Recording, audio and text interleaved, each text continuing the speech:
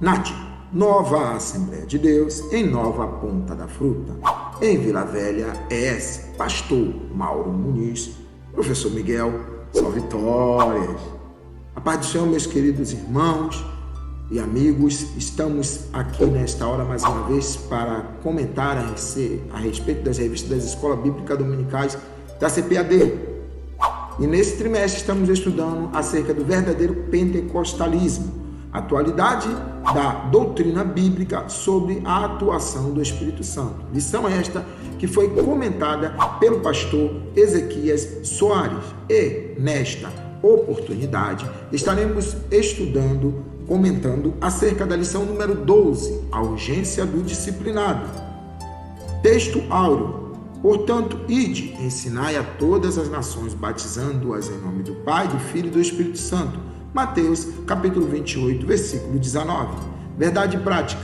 Chamamos de discipulado na fé o aprendizado de um discípulo por meio de seu mestre na igreja, para ajudar a desenvolver o seu crescimento espiritual. A leitura bíblica encontra-se em Mateus, capítulo 28, versículo 16 ao 20, e Atos, capítulo 2, versículo 42 ao 47.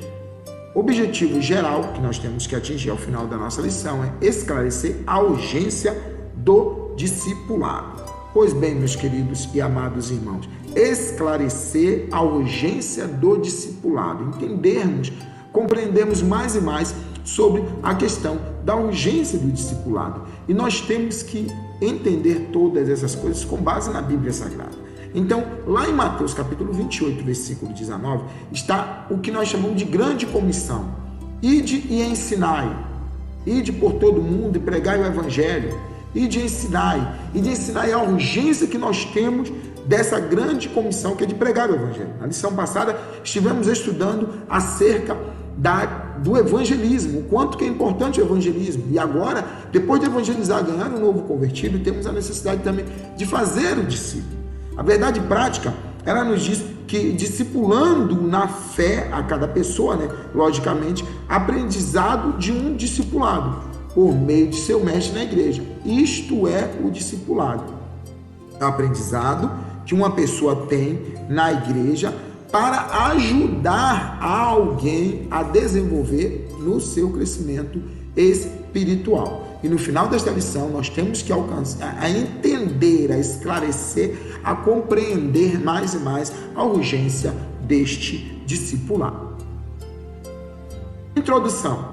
O discipulado acompanha a pregação do Evangelho desde o princípio e é fundamental importância como base inicial na formação cristã do novo convertido. A nova forma que a igreja local o desenvolverá somará na formação do caráter cristão para o bem ou para o mal. Preocupante isto às vezes, porque o que acontece? Introdutoriamente ele está nos falando que o discipulado é o quê? O discipulado é aquela base que vai ensinar alguém a se desenvolver depois de aceitar ao Senhor Jesus Cristo na igreja. E isso vai ser para o bem ou para o mal dela, porque existe o bom discipulado e existe o mau discipulado. Então, se ela tiver um bom discipulado, ela vai crescer bem na fé do Senhor Jesus Cristo, vai entender os princípios bíblicos, vai conseguir desenvolver melhor todas as coisas que a Bíblia Sagrada nos ensina. Tópico primeiro, o que é discipulado? O termo discipulado vem de discípulo, que significa aprendiz, aluno, seguidor.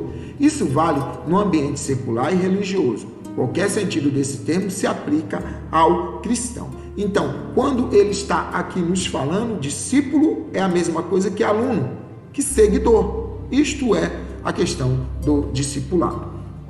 Ponto 1. O discípulo. O termo se aplica com frequência nos evangelhos a seguidores de Jesus. Disso segue o discipulado, ensino para ser seguido de Cristo, ou seja, é um ensino bíblico básico para o novo convertido desenvolver-se espiritualmente. Trata-se de instruções que abrangem vários aspectos da vida, na área espiritual, emocional e social. O ministério do ensino ocupa espaço relevante no cristianismo. Aparece na lista dos dons da graça de Deus. Se é ensinar, haja dedicação ao ensino.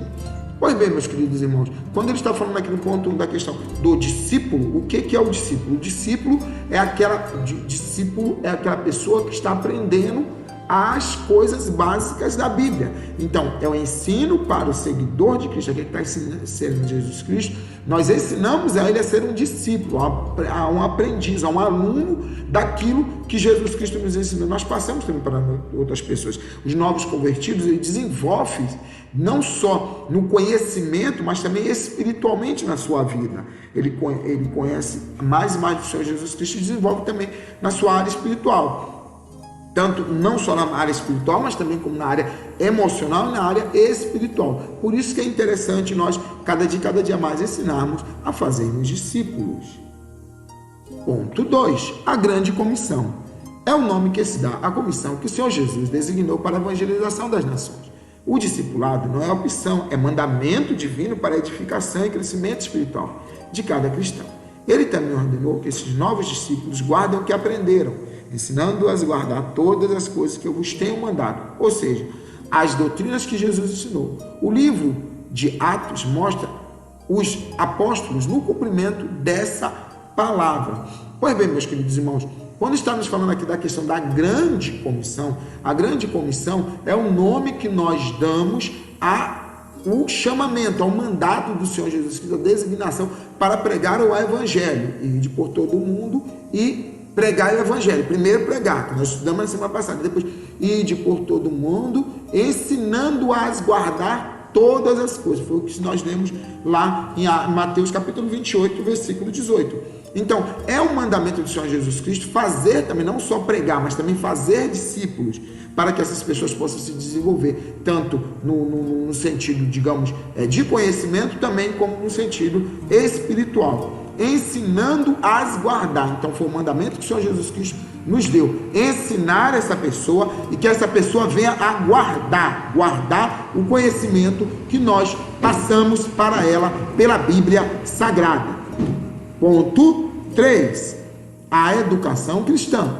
A doutrina dos apóstolos está dentro do corpo doutrinário que Jesus ensinou aos seus discípulos durante seu ministério terreno e que depois o Espírito Santo se encarregou de orientá-los. O currículo dos cursos teológicos constam de diversas disciplinas sobre Deus e Jesus, o Espírito e a Trindade, sobre os anjos, o homem e o pecado, sobre a expiação e a salvação, sobre a morte e a ressurreição dos mortos, sobre a sua vinda e a igreja. Jesus ensinou sobre tudo isso. No ponto 3, quando o comentarista pastor Ezequiel Soares nos fala sobre a educação cristã, ele está aqui nos falando sobre a doutrina dos apóstolos. A doutrina dos apóstolos está dentro do corpo doutrinário que Jesus falou. Então, depois do Espírito Santo se encarregou, então Jesus Cristo falou, o Espírito Santo vai ensinando mais e mais a cada apóstolo vai passando para os discípulos e chegou até nós, através de nossos cursos teológicos, várias disciplinas que nós estudamos e nós ensinamos sobre anjos, sobre Deus, Jesus, o Espírito Santo, sobre anjos, sobre homem, sobre o pecado, sobre a volta do Senhor Jesus Cristo em glória, sobre a volta do Senhor Jesus Cristo para buscar a sua igreja, arrebatamento, juízo final. Tudo isso são ensinamentos que Jesus Cristo já ensinou e que nós devemos passar mais e mais adiante aos nossos discípulos. Tópico 2, o tripé do discipulado: palavra, comunhão e serviço. Ponto 1. Palavra. A autoridade das Escrituras é única, pois a sua fonte é o próprio Deus. Elas foram faladas primeiramente pelos profetas no Antigo e depois pelos apóstolos no Novo Testamento. Os primeiros discípulos continuavam no aprendizado. Esse ensino se baseia tanto nas Escrituras e própria experiência dos apóstolos, os quais receberam a revelação de Jesus durante o seu ministério terreno e depois de Pentecoste do Espírito Santo. Eles ainda nos ensinam pela palavra, a Bíblia. Pois bem, quando ele está aqui nos falando sobre a questão da palavra, sobre o que a palavra de Deus está nos falando, sobre a autoridade das Escrituras, ela é uma autoridade principalmente que ela vem do próprio Deus. A palavra, ela vem do próprio Deus. Então, quando ele está aqui nos falando sobre a questão da autoridade das Escrituras, O próprio Deus é a fonte, por isto que ela tem autoridade divina, porque nós vemos em Deus a sua palavra. Então, elas foram primeiramente passadas para os profetas do Antigo Testamento, depois passou para os apóstolos do Novo Testamento, depois para os seus discípulos e chegou até nós. E nós ensinamos através de diversos cursos, do jeito que nós já temos falado, de teologia, ou talvez até mesmo de uma revista de escola bíblica dominical, como esta. Algumas pessoas perguntam: irmão Miguel, se eu tenho curso de teologia, eu falo para ele: olha, o curso mais importante, mais básico, eu já estou fazendo a vida toda, já faz mais de 30 anos que eu estou fazendo, e é o melhor, mais amplo que existe, se chama Escola Bíblica Dominical, que é para mim e é para você, um aprendizado simples, fácil e que te dá um conhecimento amplo das coisas que Jesus tem nos ensinado e tem nos passado. Então, eles ensinavam para os outros, os apóstolos, e nós devemos também ensinar através da palavra de Deus. Amém? Ponto 2. A comunhão. A palavra grega koinonia, comunhão, significa compartilhar mutuamente. No Antigo Testamento, a ideia de comunhão diz respeito ao relacionamento da pessoa com seu próximo, e nunca com Deus. Embora Abraão tenha sido chamado amigo de Deus e Moisés tenha falado com Deus face a face, eles não provaram a mesma comunhão como nós, os crentes. A comunhão envolve tanto o relacionamento entre os irmãos, como também com o Pai, com o Filho e com o Espírito Santo. Pois bem, quando ele está falando aqui da questão da comunhão, isso tudo tem a ver com a questão do discipulado. Nós termos as pessoas junto de nós, mantermos a união. Mais do que isso, manter a comunhão. Então, a palavra grega para comunhão que nós vemos lá na Bíblia é koinonia. Então, no Antigo Testamento já tinha essa ideia de koinonia. As pessoas repartiam os seus bens, era até mais amplo do que nos nossos dias. Então, o relacionamento era muito maior com o seu próximo.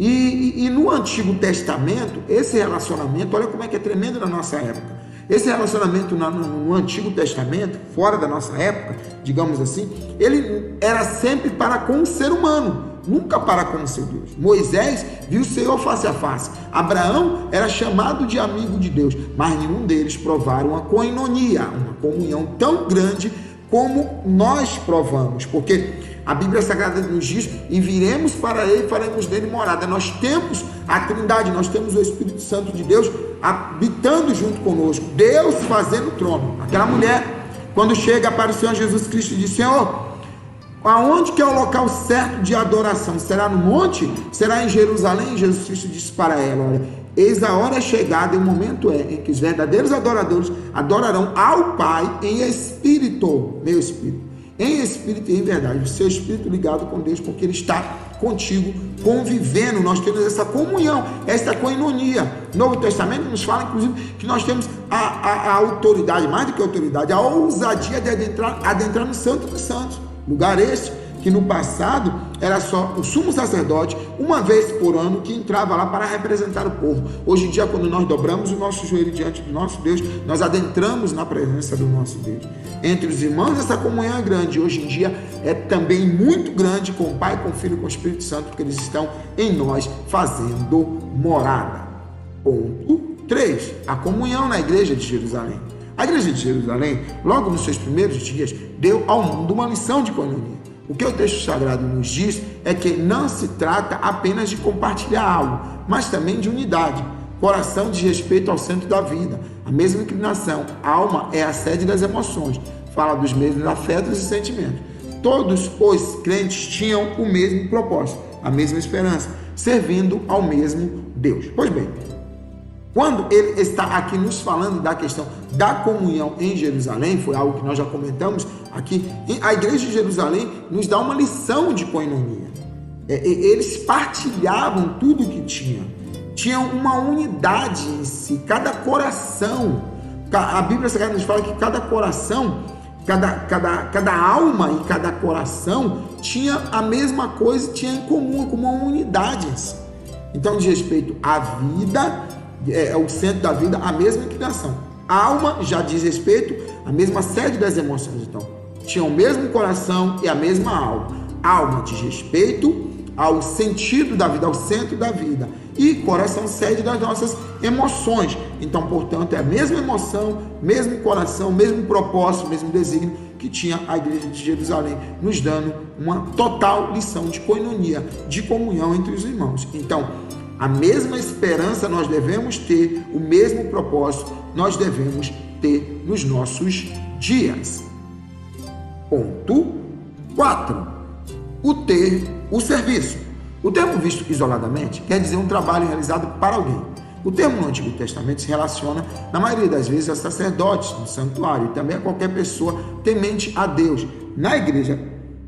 Na primitiva igreja de Jerusalém, o serviço cristão está representado sumariamente na perseverança no ensino dos apóstolos, na comunhão, no partir do pão e nas orações. É isso que Deus espera de cada um de nós, no cumprimento da grande comissão, o serviço que Deus espera de cada um de nós.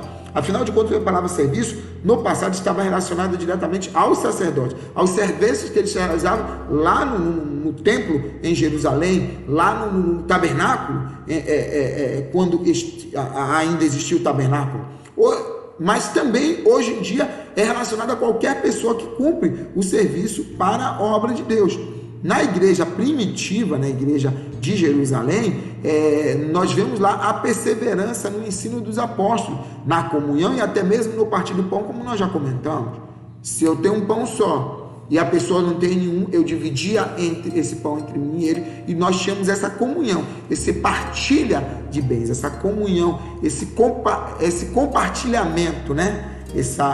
Compartilhar, né? Que hoje em dia nós usamos muito o termo, né? Compartilha tal coisa entre os irmãos, assim como você pode compartilhar esse vídeo, se inscrever no canal, dar o seu comentário, dar o seu like, seu joinha, e é uma forma de você também evangelizar o mundo através da palavra de Deus.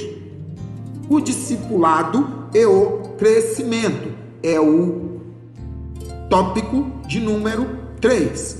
O discipulado e o crescimento. Ponto 1. O crescimento espiritual. O processo do discipulado tem por objetivo instruir o novo convertido sobre os vários aspectos da vida cristã. Todas as pessoas que vêm a Cristo precisam ser discipuladas. Isso porque elas se tornam novas criaturas e passam a viver uma nova experiência. Elas precisam ser ensinadas para o seu crescimento espiritual e amadurecimento na fé. Crescer na graça e no conhecimento de nosso Senhor e Salvador Jesus Cristo. Esse é o crescimento espiritual e sadio da igreja. Pois bem, quando ele está aqui nos falando da questão do crescimento espiritual, o processo do discipulado tem o objetivo de instruir, de ensinar nos vários aspectos da vida.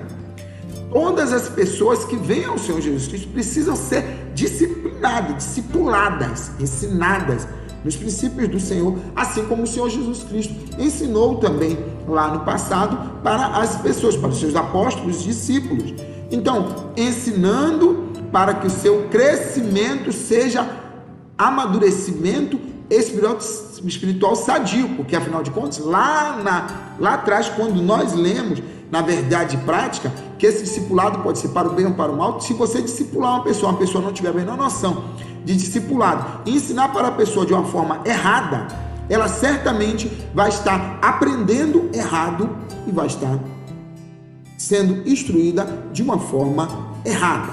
Ponto 2. O crescimento numérico. O processo do discipulado proporciona à igreja, além do crescimento espiritual, o crescimento numérico.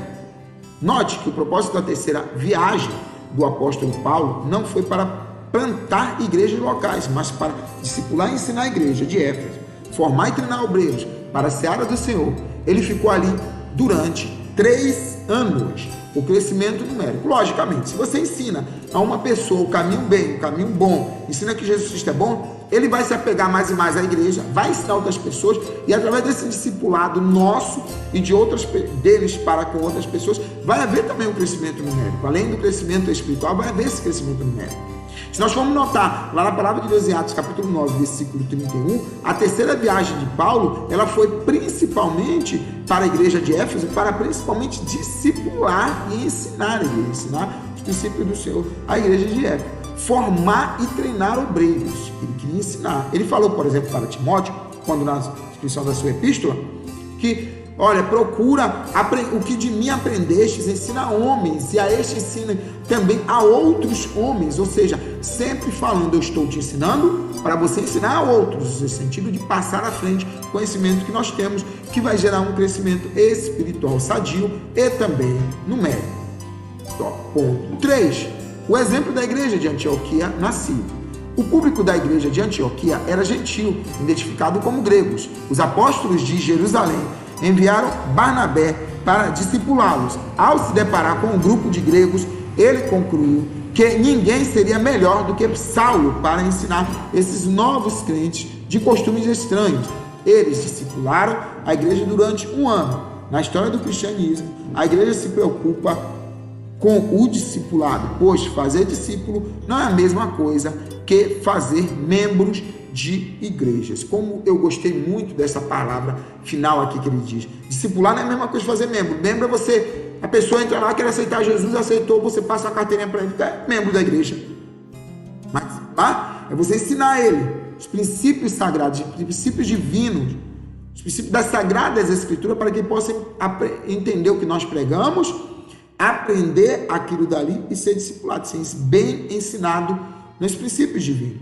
Então, lá na igreja de Antioquia, quando Barnabé vai ensinar para aquele povo de lá, ele percebe que aquela igreja era formada principalmente de gregos. Ele não pensou duas vezes, ou talvez até tenha pensado, mas ele, ao se deparar com essa situação, o que foi que ele fez? Opa, vou procurar alguém que possa me ensinar, que conhece bem a questão dos gregos, a questão dos gentios. Então, o que foi que ele fez? Ele foi buscar Saulo para ensinar, para fazer discípulo. Porque fazer discípulo não é a mesma coisa que construir membros de igreja. Membro de igreja é bem mais fácil do que fazer discípulos. Mas o desejo do nosso Deus é ide e ensinai a todas as nações a guardar todas as coisas. Esse é o ensinamento desta manhã.